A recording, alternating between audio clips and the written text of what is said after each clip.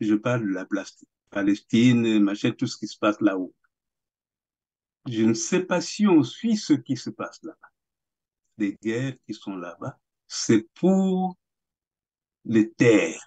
Terre, Ce oui. n'est pas pour rien. Il y a des gens qui sont à la recherche d'espace, de terres, s'installer, d'où ces guerres-là, pour que tu dégages et que moi je m'installe.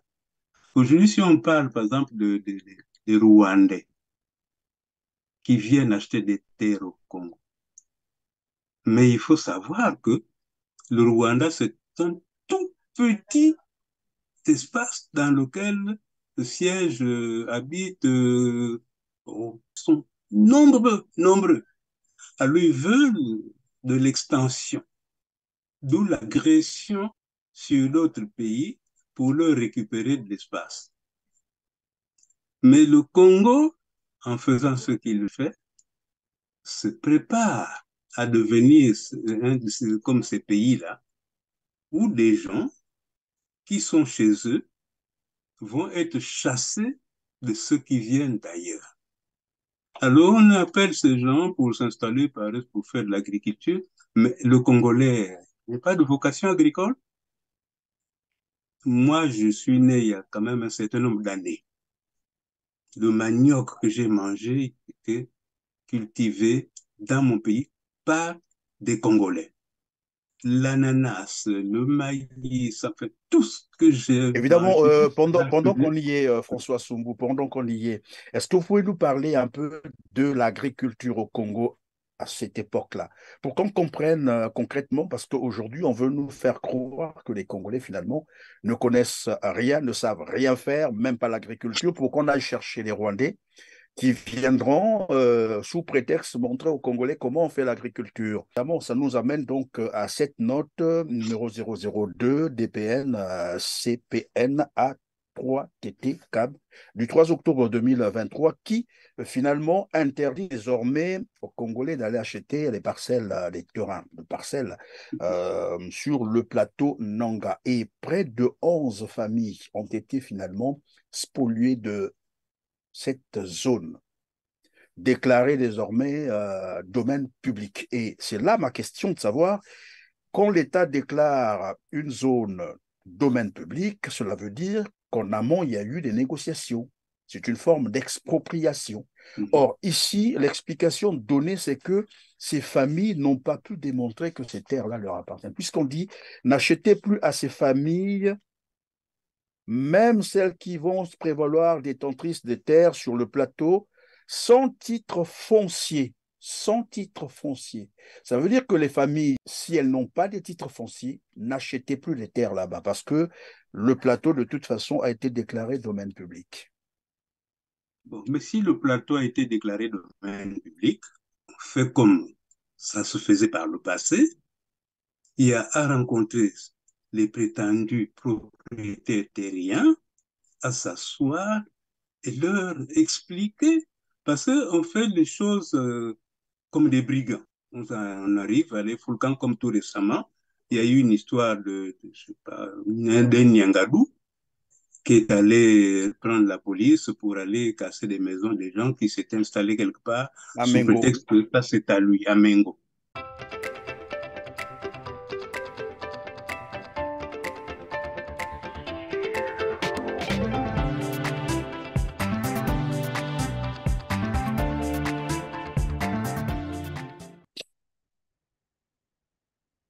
Mesdames, Messieurs, oh, bonjour, ravi de vous retrouver sur Télar TV. Merci de votre fidélité. Le plateau de Inda, notamment la zone de Mengo, la vente d'une centaine d'hectares des terres arables congolaises au Rwanda, la réquisition des terres sur le plateau Nanga par le gouvernement congolais au détriment des propriétaires fonciers. On en parle aujourd'hui avec François Soumbo. Bonjour François. Bonjour Christian. Merci d'être avec nous sur Télar TV, Télé en Renaissance, la Renaissance de l'Afrique.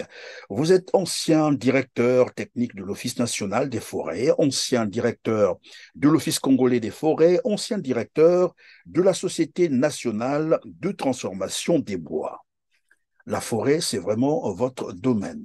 Vous êtes également ancien président du MAR et ancien sénateur congolais, actuellement animateur du mouvement socioculturel dénommé La Viliphonie, dont vous êtes d'ailleurs le fondateur. Quand j'ai dit ça, c'est toute la présentation sur vous. Oui, c'est celui-là, le Soumbou François, que vous avez sur votre plateau aujourd'hui. Et je vous remercie de m'y avoir invité de nouveau. C'est la possibilité que vous me donnez, après avoir rempli toutes ces missions que vous avez grainées là. Vous me donnez là la possibilité de vous mettre au courant de ce que j'ai vécu pendant tout ce temps-là, jusqu'en 1993 où j'ai pris ma retraite. D'ailleurs, après ma retraite, je suis allé m'essayer dans les fonctions, dans les responsabilités de chef d'entreprise personnelle parce que j'étais exploitant forestier dans la Vous aviez région. été aussi secrétaire d'un syndicat, c'est ça? Oui, c'est justement quand je suis devenu exploitant forestier, c'était dans la Lécoumou. Alors, j'ai été désigné par tous les forestiers, secrétaire général du syndicat des exploitants forestiers, transporteurs et usiniers du bois du Congo. Donc, je suis très satisfait. C'est cela la présentation que vous pouvez faire de moi. Merci François. Bonjour et bienvenue aussi à ceux qui nous ont rejoints pour la première fois sur TELAR TV. Je vais vous inviter à faire comme les autres, les petits gestes qui sont très importants pour nous, c'est de liker en cliquant sur le petit pouce en l'air juste en bas de cette vidéo et de partager autant de fois que vous le pourriez pour nous aider à atteindre un plus grand nombre de téléspectateurs et parfaire notre référencement. Moi, c'est Christian Perrin. François Soumbo, les terres au Congo-Brazzaville, voilà qui fait couler tant d'encre que de salive. Plus d'un seul Congolais ne se sent en sécurité au Congo-Brazzaville. D'un matin à l'autre, on pouvait être surpris d'un déguerpissement et souvent de la manière la plus violente, manu militari, sans autre forme de procès. C'est pas bon. Voilà.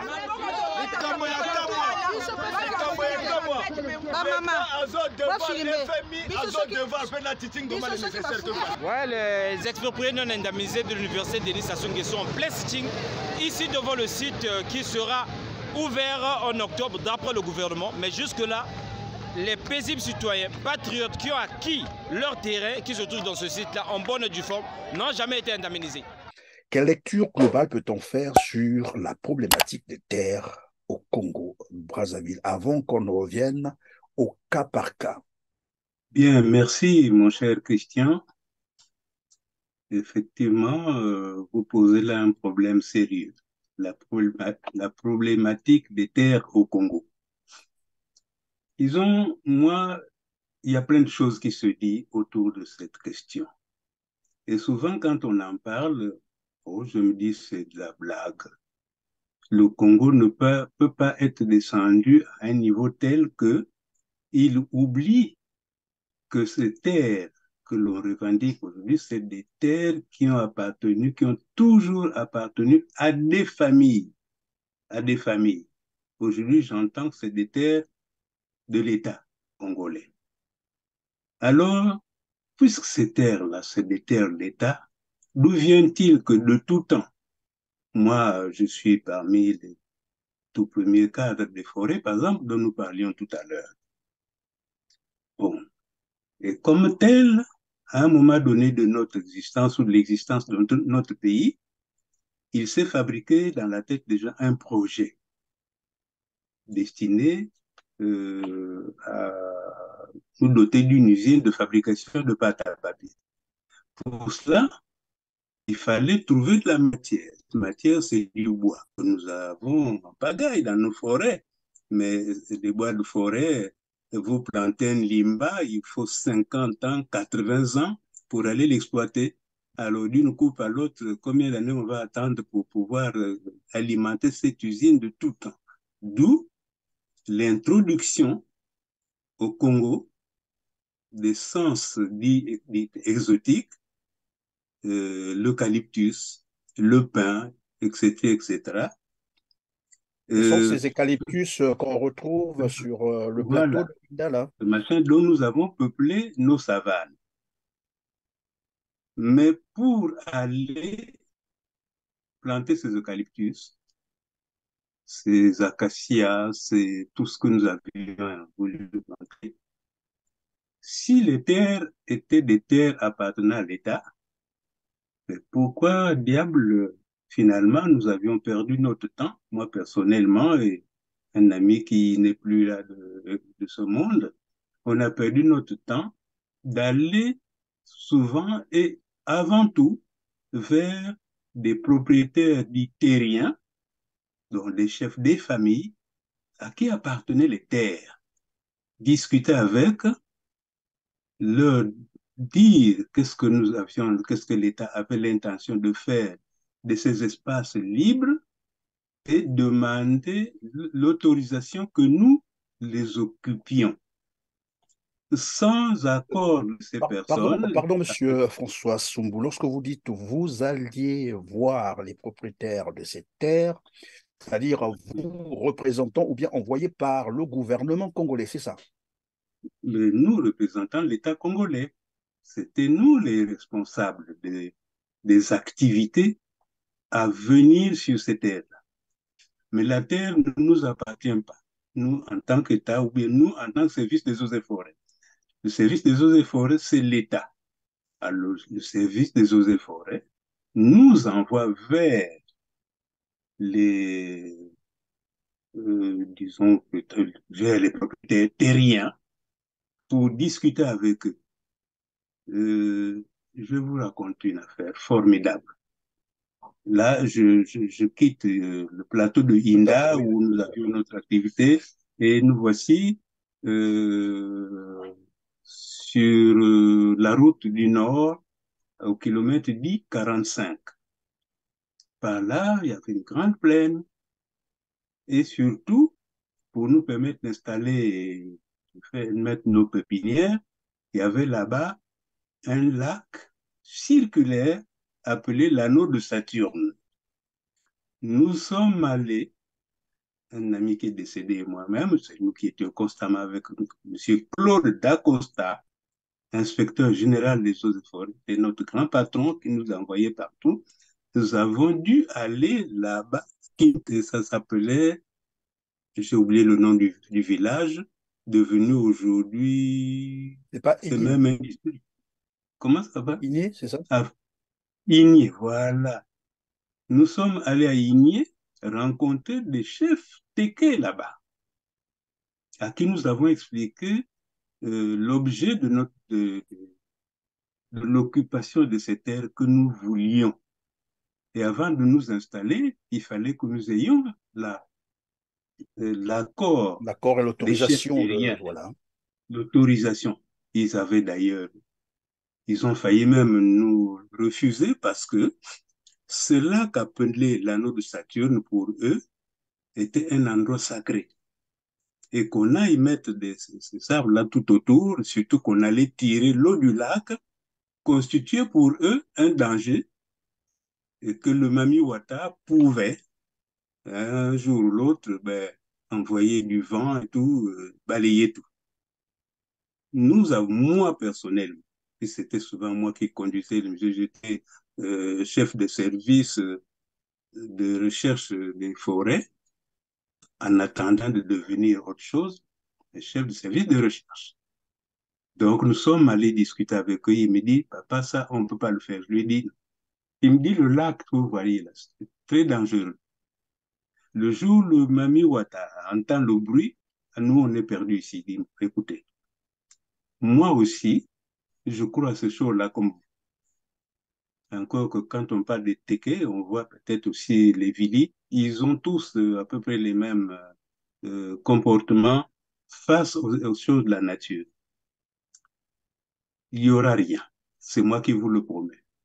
Moi, je sais comment ça va se passer, il n'y aura rien.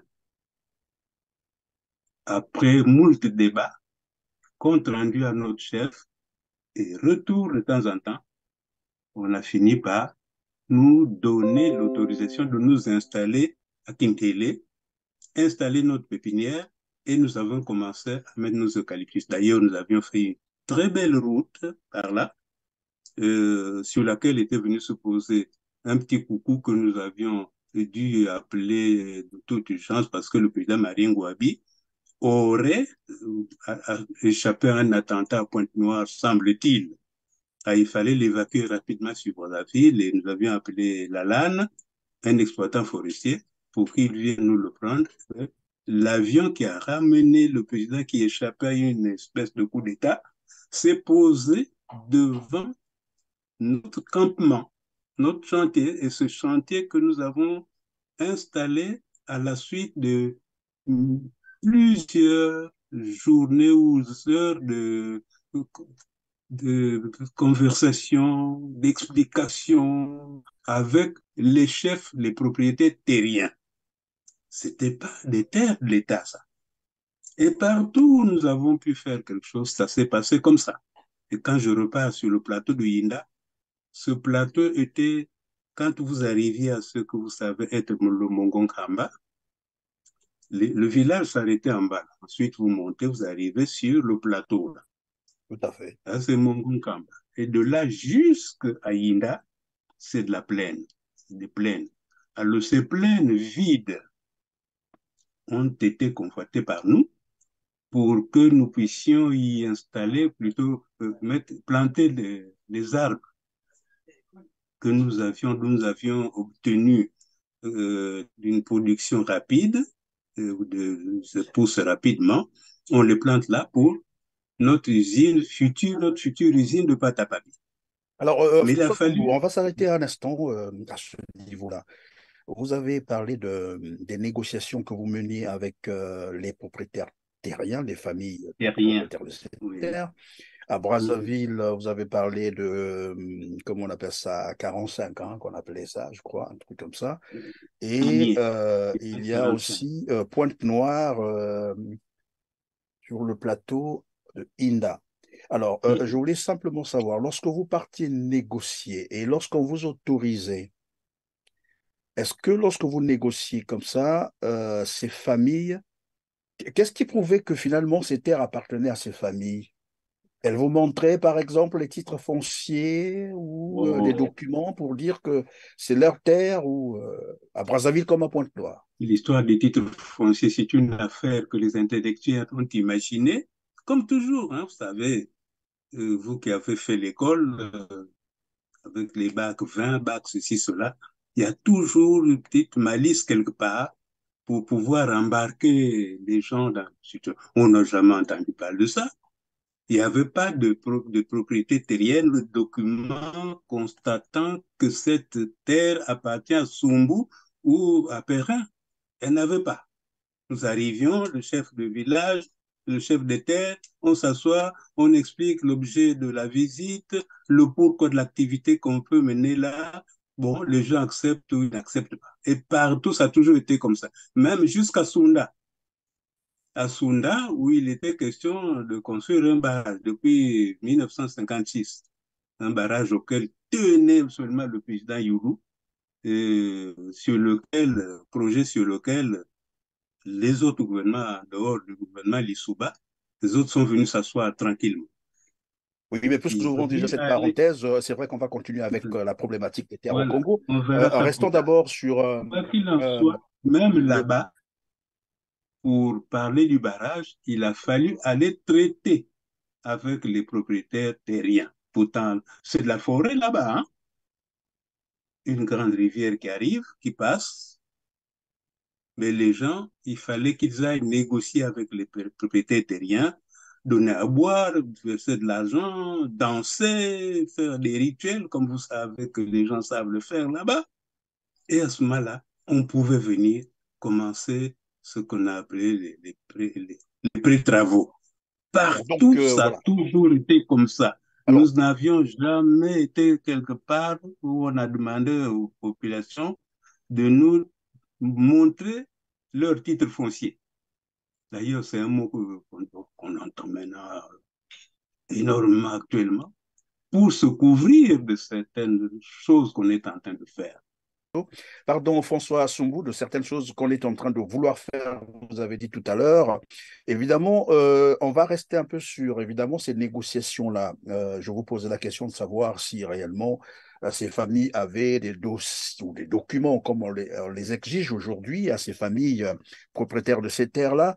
Vous avez dit ben, ça n'existait pas en ce temps-là. Mais ce que je retiens finalement du développement que vous venez de faire, c'est l'État qui va négocier les terres vers les familles propriétaires de ces terres. Et comme quoi l'État, les terres n'appartiennent pas à l'État. C'est ce que j'ai semblé comprendre. L'État négocie pour avoir des portions de terre. Moi, justement, par rapport à ce vécu-là, je me demande d'où est-ce que ça, d'où vient-il qu'aujourd'hui on parle des terres appartenant à l'État, alors que hier, c'est sur ces mêmes terres que nous sommes installés, avec la permission de ce qu'on appelait des propriétaires terriens, qui n'avaient pas un seul document à nous montrer. De toutes les façons, moi, mon grand-oncle dans mon village de Inda, à 38 km de Pointe-Noire, ne m'avait jamais montré quelque papier que ce soit qui dispose que ces terres-là, c'est les tiens, ça commence ici, ça finit là-bas. Non, rien.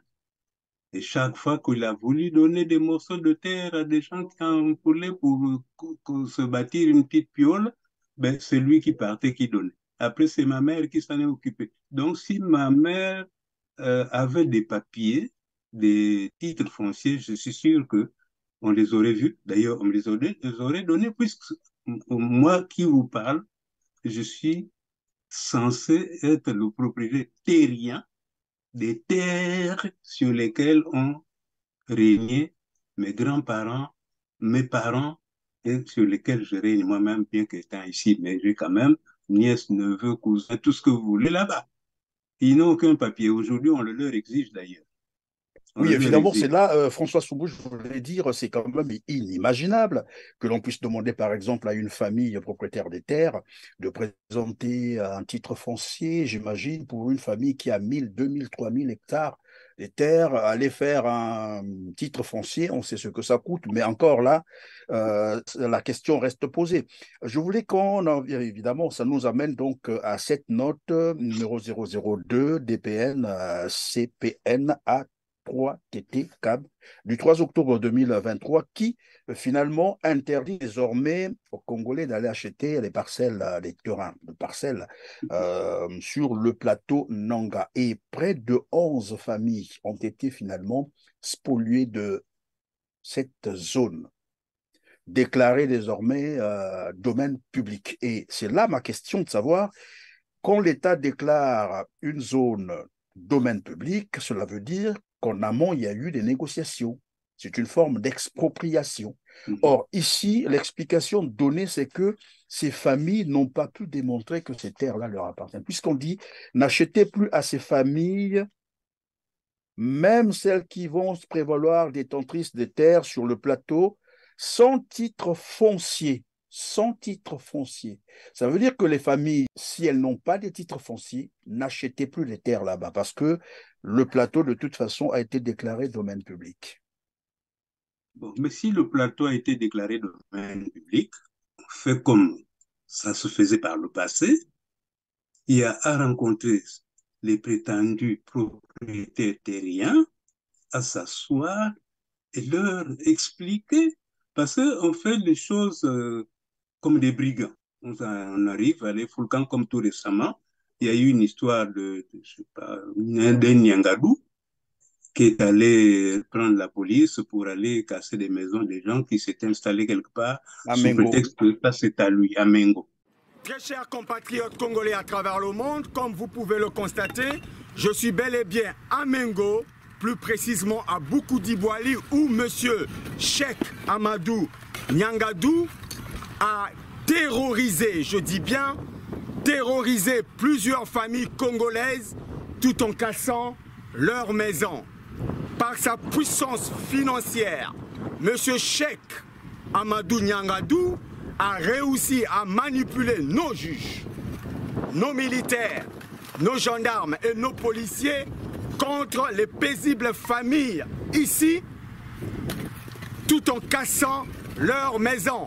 Pendant que je vous parle, plusieurs familles passent des nuits sous la belle étoile et à même le sol à cause de cet acte de M. Cheikh Amadou Nyangadou, consul du Mali à Pointe-Noire. Pour nous, les organisations de la société civile et des droits de l'homme, dirigées par M. Joe Washington Ebina, cet acte de M. Cheikh est un acte du terrorisme urbain. Nous accusons M. Cheikh Amadou Nyangadou du terrorisme urbain. Par conséquent, il doit être arrêté. La vraie place de ce monsieur est en prison. Il doit être arrêté. Et nous disons, les terres de Boukoudi Boili, un héritage de nos enfants, seront récupérées. Croyez à ce que je dis, ces terres seront récupérées. Pour preuve, je suis habillé en t-shirt sur lequel est écrit « Le Congo n'est pas à vendre ». Ces terres seront récupérées. Mais ce n'est pas possible. Appelons les gens, expliquons-leur de quoi il ressort, quand bien même tout le temps, je pense qu'il y a monsieur le ministre Madiala qui tient tout le temps des réunions à Pointe-Noire. C'est lui, là-bas, on décide, dans telle famille, oui, elle est, comment il s'appelle ça, acceptable ici, etc. Comment ils jugent de l'acceptabilité de cette famille-là de disposer, enfin, de jouir de leur terre et de leur attribuer des arrêtés. Je ne suis pas là-bas au pays où nous avons nos textes. Autrement, il y a plein de documents qui sont sortis suite à ces machins-là, que l'on comprenne, nous, les familles, nous n'avions, personnellement, moi-même qui parle, moi, je n'ai aucun papier. J'ai simplement appris qu'il faut que le cadastre aille faire des délimitations avec les familles limitrophes, qu'on sache ceci, qu'on sache ça. C'était parce que il y a trop de désordre entre ces propriétaires-là. Moi, je vends ici, demain, Christian arrive, il revendique l'endroit que j'ai vendu, moi, lui aussi, il va, mais il y a ce désordre-là qu'il faut arrêter. C'est ce désordre-là qu'il faut arrêter. Comment l'arrêter? Il faut que les gens réfléchissent pour pouvoir arrêter. Mais interdire aux gens d'aller acheter quelque part sous prétexte que les familles ne présentent pas de titre foncier, là, c'est moi, j'appelle ça simplement du brigandage. Parce que ça n'a jamais été comme ça. Si on veut régulariser ça, il faut qu'il y ait, pourquoi pas même des états généraux. Il y a encore des vieux qui vivent, qui existent, qui savent, qui connaissent tout ça. Les jeunes qui arrivent, ils savent. Hein? Moi, quand je plante des eucalyptus sur le plateau de Inda, des gens ne savent pas qu'on a rencontré une famille appelée Sumbu, curieusement, une famille dont je porte le nom. On a rencontré la famille Sumbu avec laquelle on a traité, leur expliquer le pourquoi de tout ça, l'intérêt de tout cela, et nous avons dû débourser de l'argent pour, c'est peut-être pas un dédommagement, mais les traditions africaines veulent que quand vous rendez visite à des amis avec lesquels vous réglez un problème, mais vous offriez quelque chose. On a donné de l'argent, on a donné à boire, on a festoyé.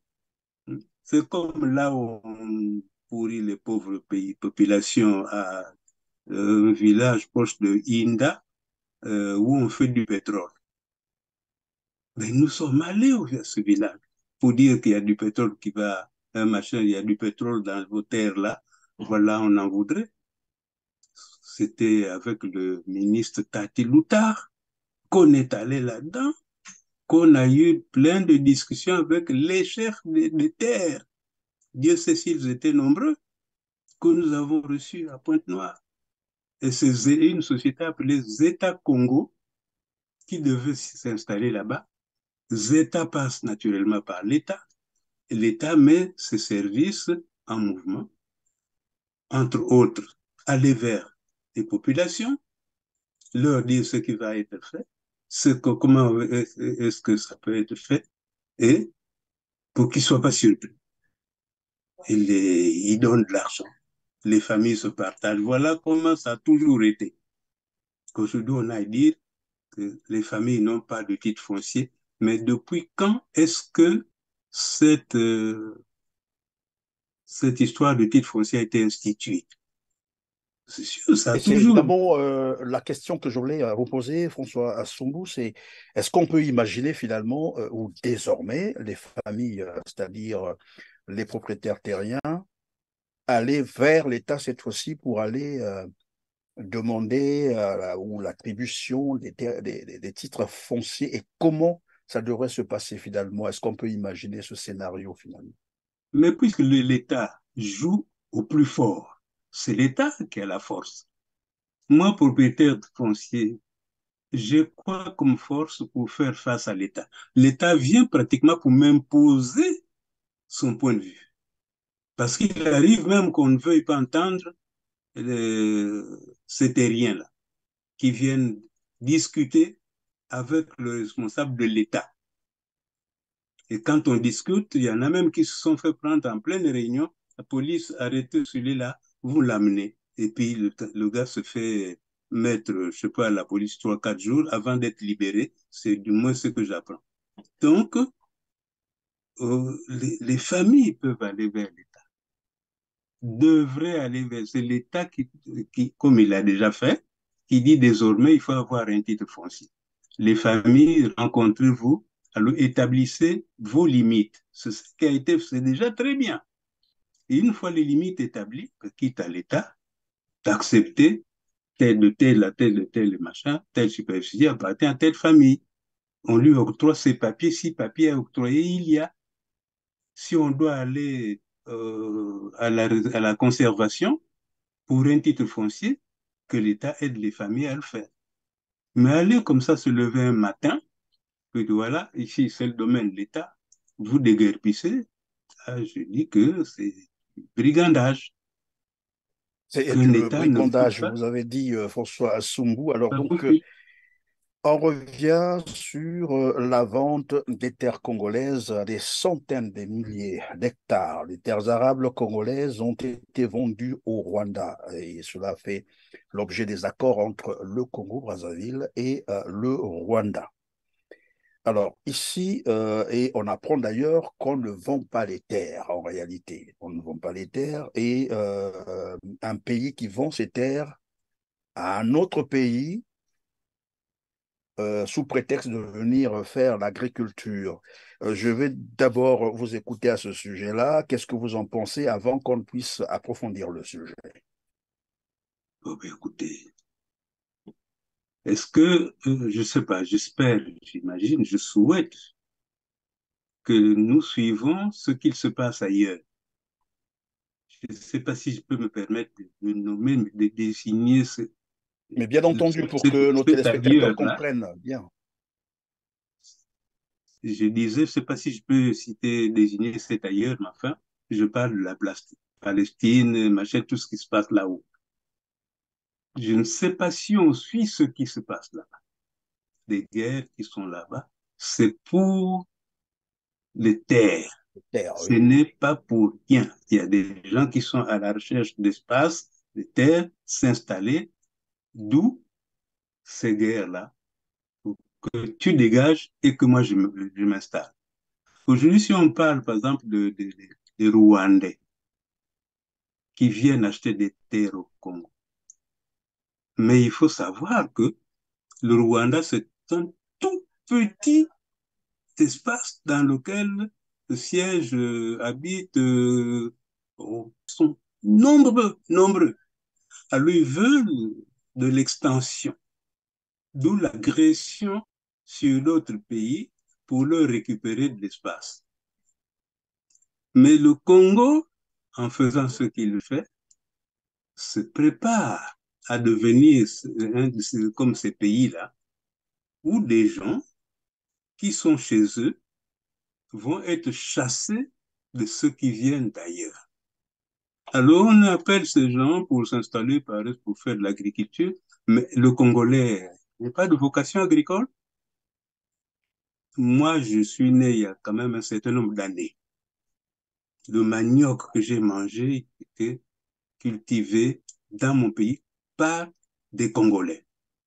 L'ananas, le maïs, ça fait tout ce que j'ai Évidemment, mangé. pendant qu'on y est, François Sumbu, pendant qu'on y est, est-ce que vous pouvez nous parler un peu de l'agriculture au Congo à cette époque-là, pour qu'on comprenne concrètement, parce qu'aujourd'hui, on veut nous faire croire que les Congolais, finalement, ne connaissent rien, ne savent rien faire, même pas l'agriculture, pour qu'on aille chercher les Rwandais qui viendront, sous prétexte, montrer aux Congolais comment on fait l'agriculture.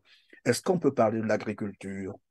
Mais c'est ceux qui disent là, c'est parce qu'ils n'ont jamais su ce que c'était que l'agriculture. Peut-être encore que ceux qui le disent, c'est des gens modernes. C'est pas des gens de mon époque à moi. Mon époque, tout le monde savait que on mangeait à la sueur de notre front. Et cette sueur, c'était pas en restant à la maison, on se met à transpirer, qu'on trouve à manger.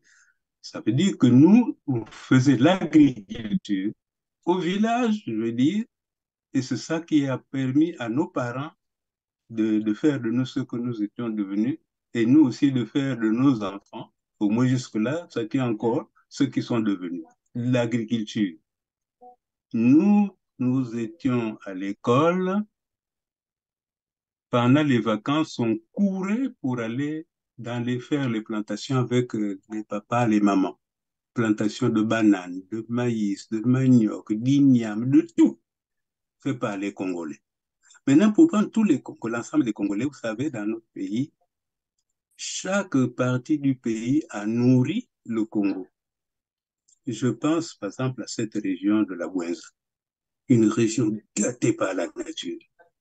Vous mangez une orange, vous jetez le pépin, demain vous revenez, vous trouvez un oranger debout. Une image, simplement pour vous faire comprendre comment est-ce que c'était riche. Et nos parents, et de là jusque dans la Lékoumou, les parents, ils travaillaient pour nourrir le Congo. Les produits de cette famille partaient des villages jusque sur la colonne vertébrale du Congo qui s'appelait chemin de fer Congo-Océan.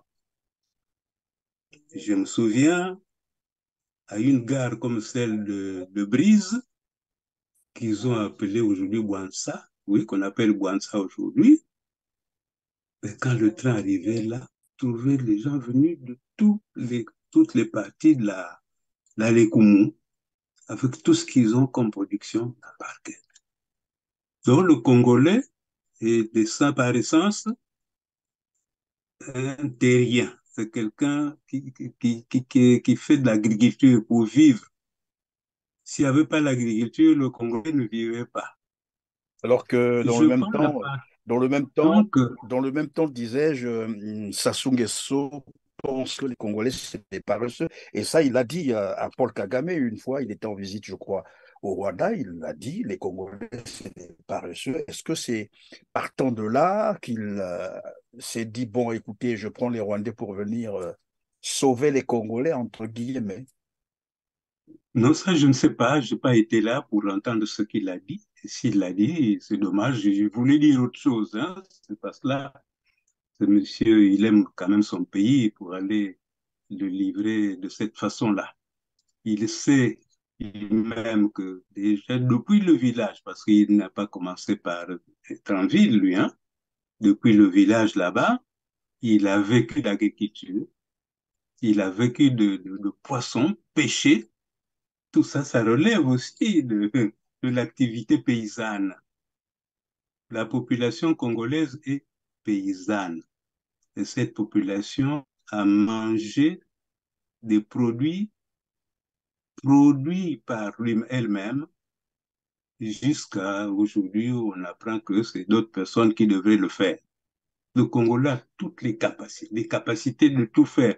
Mais, Monsieur Perrin, vous savez, à un moment donné dans notre pays, le Congolais produisait tellement que l'État en place à l'époque, l'État conscient, s'est même permis de mettre à la disposition des Congolais des moyens d'évacuation de leurs produits de l'intérieur vers le chemin de fer, parce que le chemin de fer était chargé de dispatcher, mais ça venait de l'intérieur.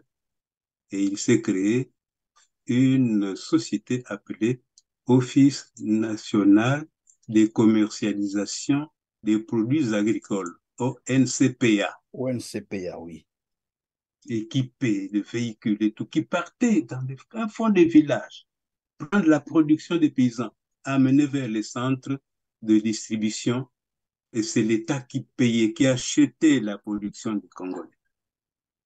Oui, Vous ça nous avez un rappelle village, d'ailleurs, on plantait du cacao au Congo, du café. comment? Mais pour ça qu'il y avait plein de filles, il y avait l'office du café du cacao, et il y avait enfin, plein de choses que nous avons tuées, qui n'existent plus, pour justifier le brigandage d'aujourd'hui.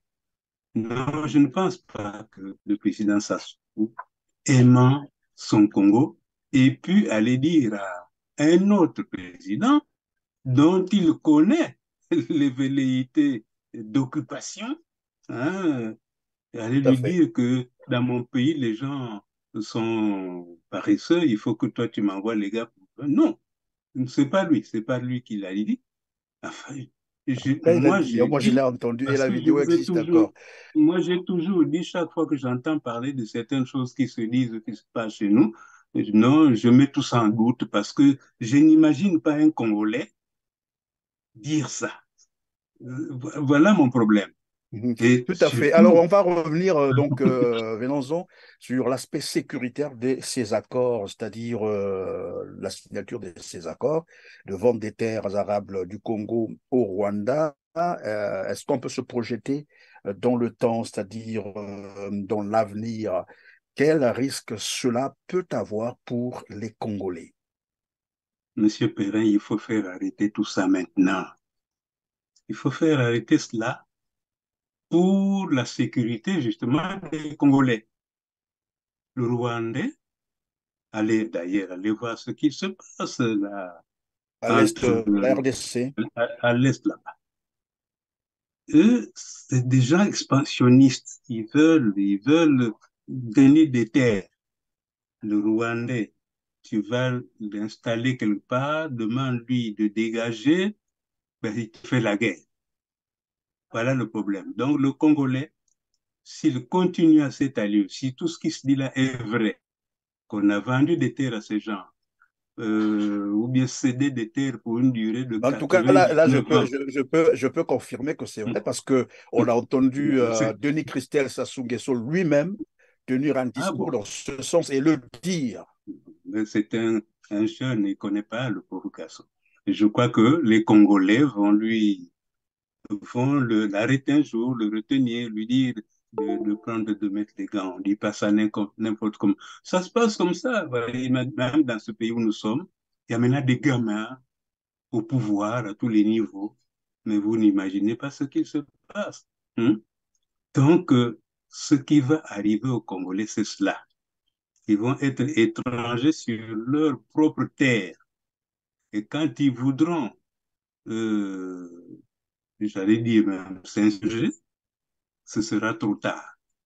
On va leur taper dessus, ils vont disparaître et la terre congolaise va revenir à un autre pays, à d'autres personnes. Les exemples sont légion. Au jour d'aujourd'hui, il y a des guerres. Là, vous entendez des guerres Israël, machin, machin. C'est des guerres pour les terres. Ce n'est pas des guerres parce que les gens veulent essayer les armes que leur donne Washington, Paris, machin, machin. Non. Il y en a qui étaient sur leur terre, d'autres qui étaient chassés par-ci, par-là, par-là, qui recherchaient des terres où s'installer. Des puissances sont venues leur dire, mettez-vous là, vous devez vous mettre là. Contre la vie de ceux à qui appartient le pays. D'où les guerres, tout le temps. Tout. Et c'est vers cela que va le Congo. Si tout ce qui se dit là, c'est vrai, le Congo se prépare, enfin les Congolais se préparent à ne plus être dans leur pays. Demain, ça va être terrible pour le Congolais. Et si le Congolais ne relève pas ça déjà maintenant, qu'il prenne conscience de ce danger qu'on lui prépare, c'est dommage. Je regrette l'époque même. Pourtant, nous avons été formés au Congo pour être des lutteurs. Je pense même à cette jeunesse que nous constituions à l'époque, qui disait jeunesse, énergie du Congo, comme une balle sort du canon. Non, comme une balle est sortie du canon, marche droit vers je sais pas quoi là et prends tes responsabilités. Où est passée cette jeunesse? Je vois même certains de cette jeunesse-là dans le lot de ceux qui prennent certaines décisions jour le jour. Mais d'où vient-il qu'on fasse comme ça? On n'aime plus ce pays, on n'aime plus notre propre pays. Comment expliquer? Moi, je m'explique pas ça. C'est pour ça que parfois je dis non, c'est pas vrai, ça n'existe pas. Parce qu'il faut le faire. Je suis chez moi, j'appelle des gens, et voilà, occupe cette chambre-là. Mais je sais que ce type qui n'a rien, il va pas accepter que moi je le déloge. Jamais. Donc le Congolais s'attend à une Sinon, occupation. à la rigueur, le jour où vous allez lui demander de sortir, il va vous poser plutôt la question de savoir, mais je vais aller où? Bien sûr, c'est ça qui va se passer. Vous voyez même, allons en Afrique chez nous là-bas, en Afrique qu'ils appellent le Sahel. Vous voyez comment la France s'accroche à des choses. Un grand pays comme celui-ci, Il ne veut plus quitter le Sahel. qui veut plus quitter le Sahel. Et tous les jours, c'est des menaces. Il n'y a pas plus tard que, je sais pas, quand là, il y a un président de commission à l'Assemblée nationale ou bien au Sénat qui dit qu'on doit faire la partition de ce pays. Nos armées sortent, mais ils vont repartir. Voyez-vous. Donc, c'est terrible, cette affaire des terres-là. Je crois que les gens, comme on n'a pas de vision chez nous, bon, on pourrait faire de ça, par exemple, un problème, qu'on le mette sur la table et qu'on en discute. Surtout que c'est là où on amène n'importe quoi. Là, en ce moment, on parle d'une affaire de quatre climats, je sais pas, excusez-moi d'appeler ça comme ça. On fait traiter des climats chez nous. Ça veut dire quoi ça? Nous, chez nous, quand on parle climat, nous voyons notre saison sèche, nous voyons ces pluies sauvages qui noient nos villes. Mais parlons de ça, c'est nous. Comment régler ce problème? Que les villes ne soient plus noyées sous les pluies. Oh, mais non, il y a une réunion des quatre bassins. On laisse les problèmes essentiels, les vrais problèmes, ce qu'il faut pour, c'est pas moi, donner à la population ce dont il a besoin. On va s'accrocher à des trucs qui n'ont aucun sens pour nous. Monsieur Perrin, vous me direz à la fin, tout à l'heure, que vous savez certainement mieux que moi, qu'est-ce que c'est que cette affaire des quatre bassins et qu'est-ce que ça rapportera à notre pays? Un pays qui a tout pour être tranquille, et oui, c'est normal. Et vous savez, nous, on a un village au Kouilou qui s'appelle Bakouilou. Pour y aller, on arrive d'abord à un village appelé Bamadionka et plutôt. On arrive dans un village appelé Bakouilou, où le fleuve Kouilou vient se jeter à la mer. Et tout au bord, là, c'est plein de mangroves. Vous savez, l'importance de la mangrove. Aujourd'hui, il fallait tout déboiser. Tout. Ils ont enlevé. Papa, il faut voir maintenant les inondations à Bakouilou, là. Et c'est ce pays-là qui fait venir les pays des quatre climats qui viennent s'asseoir là-bas pour nous Voilà, distraire. alors, monsieur François, les terres ont été vendues, les accords ont été signés. Mais ce qui est curieux d'ailleurs, c'est que jusqu'aujourd'hui, ces accords n'ont jamais été rendus publics. Personne ne connaît évidemment le contenu de ces accords. Nous sommes aujourd'hui le 21 octobre 2023. Cette affaire a commencé depuis, je crois, 2021. Aucun autre Congolais ne connaît le contenu de ces accords, même pas les députés, pas les ministres.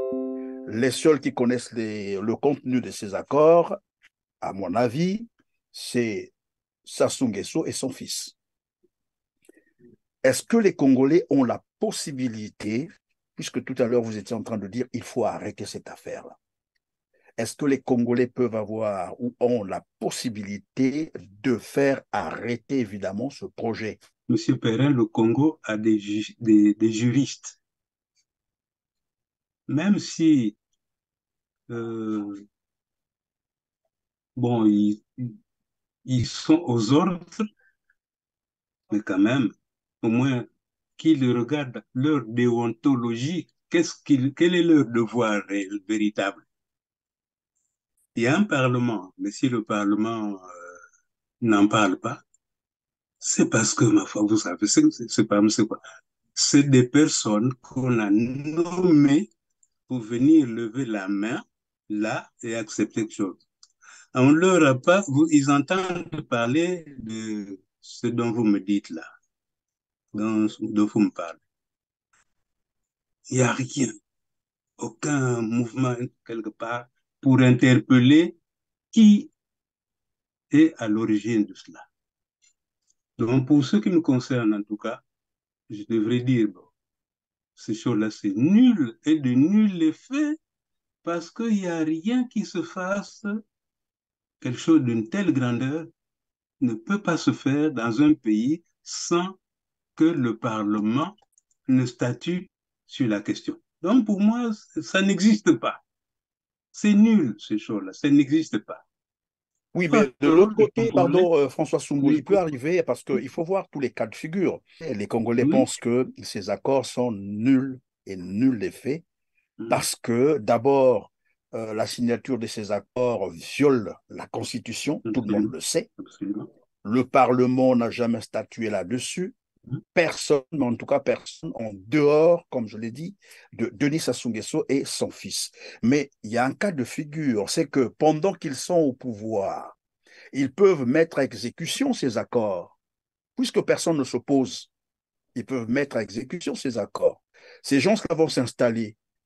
Prenons qu'ils restent là 2 ans, 3 ans, 4 ans. Quelqu'un disait même, bah, écoutez, lorsque ces Rwandais vont arriver au Congo, ils vont mettre au monde, ils vont vivre comme tout le monde, ils vont se marier et ces enfants-là vont grandir. À 20 ans, 25 ans, vous devrez à ces enfants-là de rentrer chez eux, ils ne vont pas accepter. Donc, s'ils mettent ça à exécution, ça veut dire que les Rwandais s'installent au Congo. Et même si ce pouvoir partait, les Congolais seront devant un fait accompli. Voilà pourquoi je parlais de la sécurité, parce que ce sont là des accords qui engagent tout le Congo, tous les Congolais en fait. Donc, le mal risque d'être fait et ça sera difficile finalement de défaire. Voilà pourquoi je pose la question de savoir aujourd'hui qu'est-ce que les Congolais peuvent faire. Parce qu'on a beau dire, bon, on va parler, on va dire, on va s'adresser aux juristes, mais si le mal est fait, ça sera dangereux pour les générations qui vont venir. Peut-être pas nous qui voyons comment les choses sont en train de se passer, mais ceux qui vont venir. C'est ce qui se passe à l'est de la RDC. Les Banamunenge qui se sont installés là-bas, qui avaient quitté le Rwanda pour fuir la guerre, qui se sont installés, n'ont plus voulu repartir. Et voilà ce que vit le Congo aujourd'hui, le Congo démocratique, je dis bien avec aujourd'hui, à la date d'aujourd'hui, où maintenant, on parle déjà de près de 10 millions de victimes. Mon cher Christian, me poser la question à moi, je ne peux donner que mon avis à moi si j'étais le Congo, si j'étais les Congolais, à moi tout seul. Si j'étais les Congolais, bon, malgré les armes qu'on nous brandit et tout ça, moi, je ferais ce que j'ai appelé, j'ai dit à un jeune qui me pose la question, il dit, nous, du temps où on a imaginé que Youlou a volé de l'argent, qu'est-ce qu'on a fait? Nous avons eu des grands qui nous ont organisé, les Ndalagraï, les André Ombessa, les Ange Diawara, pour aller dans la rue dire, papa, il faut quitter. Dégage. Nous devrions arrêter d'avoir peur et de nous lever. Il n'y a rien qui puisse se faire sans protestation. Si les gens laissent faire comme ça, c'est que, ma foi, bon, ils sont contents, ça va, on n'a qu'à rester. Mais si on n'est pas d'accord avec ce qu'il se fait, il faut absolument que on se lève. Mais pour se lever, il faut des gens pour conduire ce mouvement, des gens qui se lèvent. Il n'y a personne pour le faire.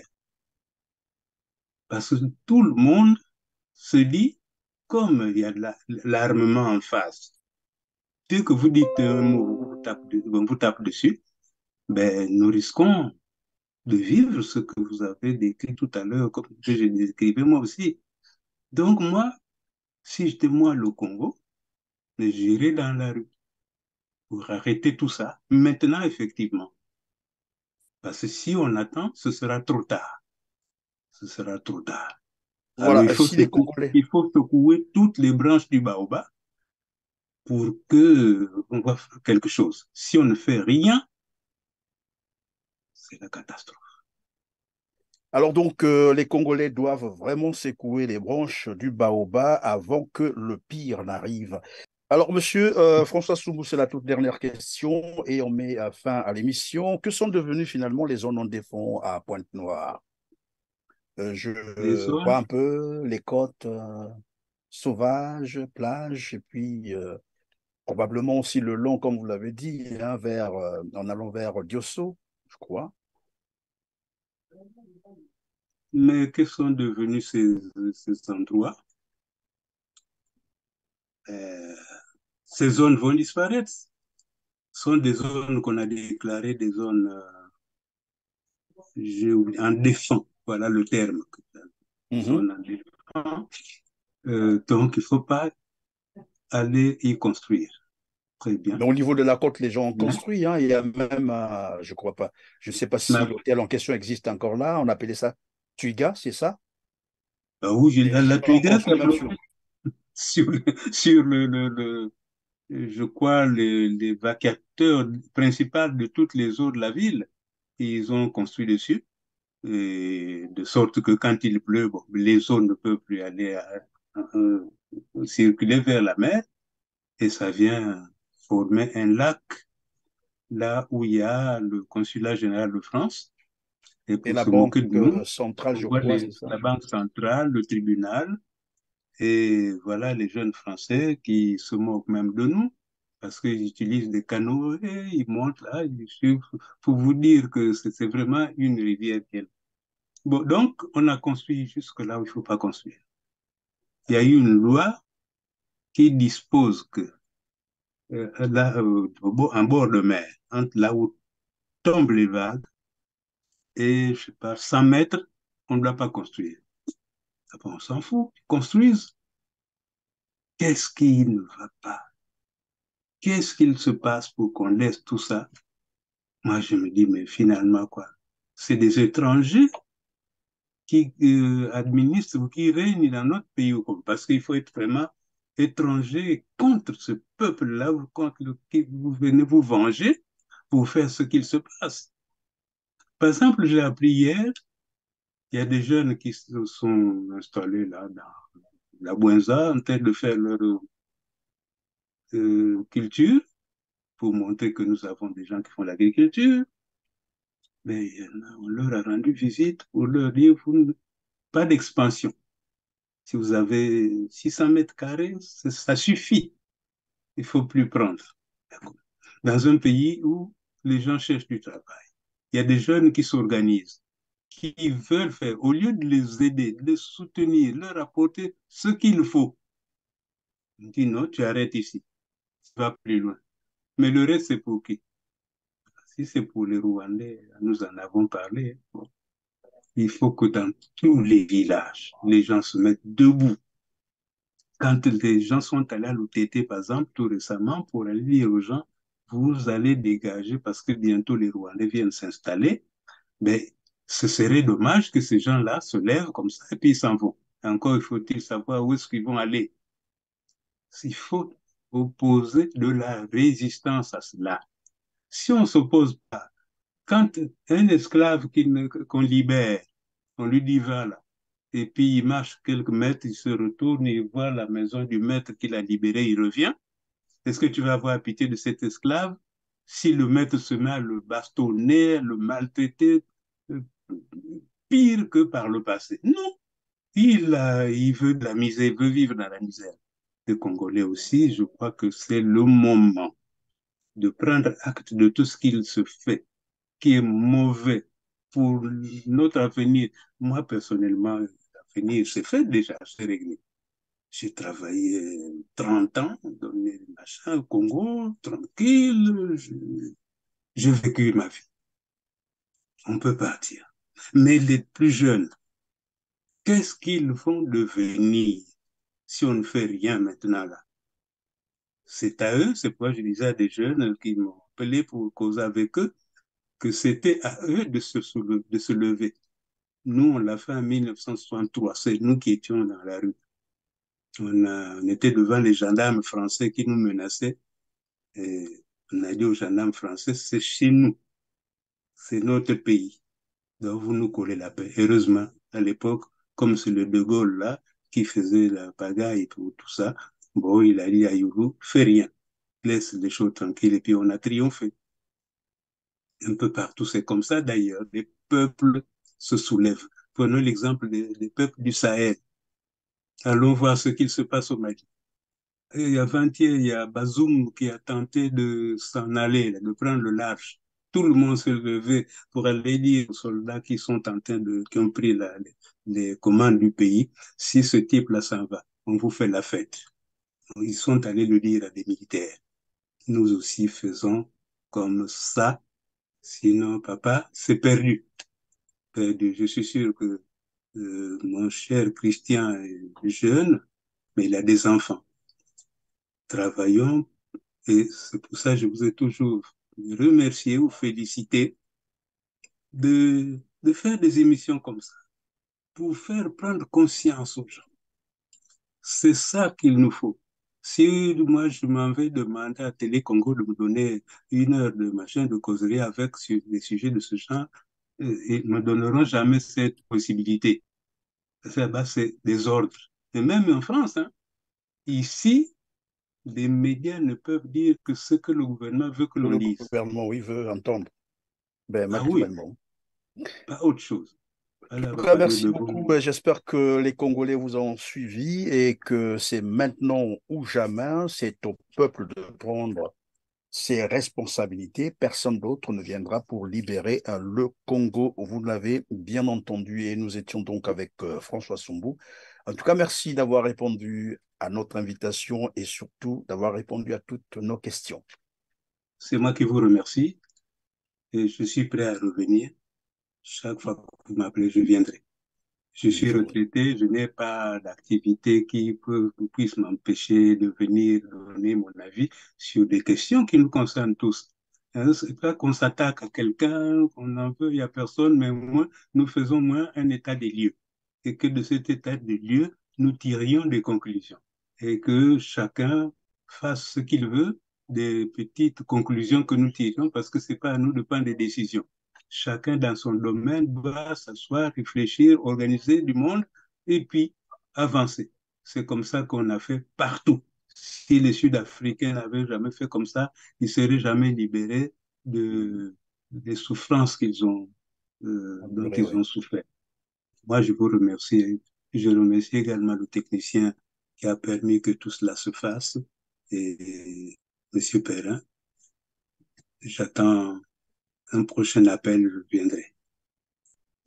Merci beaucoup François Sombou. En tout cas, le plateau sera là pour vous.